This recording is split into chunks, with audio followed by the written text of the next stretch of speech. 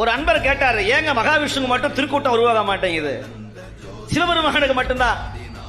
நான் எந்த தெய்வங்களையும் குறை சொல்லல. மகாவிஷ்ணு நிறைய பணம், காசு, பதவி எல்லாம் கொடுப்பாரு. ஆனா எங்கள் சிவபெருமான் காசெல்லாம் தரமாட்டார். உடம்புல வியாதி இல்லாம, நோய் இல்லாம வாழ வைக்கிற தெய்வம். மற்ற தெய்வங்கள்லாம் பாதியோட வந்து பாதியோட போயிடும். எங்கள் சிவபெருமான் மட்டும்தான் கருப்பையில இருந்து சுடுகாடு வரையிலும் வந்து கூட நிக்கிற ஒரே தெய்வம் சிவபெருமான். நீங்க சுடுகாட்டுல போய் எங்கேயாவது தொலைவங்க, எங்கேயாவது ஒரு சிவலிங்கம் இருக்கும் ஒரு சமாதி மேல.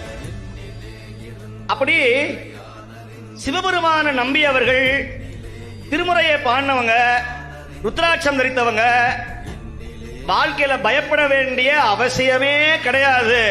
ஜாதகத்தை எடுக்கிறத விட நீங்கள் எடுக்க வேண்டிய பெரிய ஜாதகம் 12 திருமுறை திருவாசகம் என்கிற ஞான நூல், அது ஒண்ணு போதும்.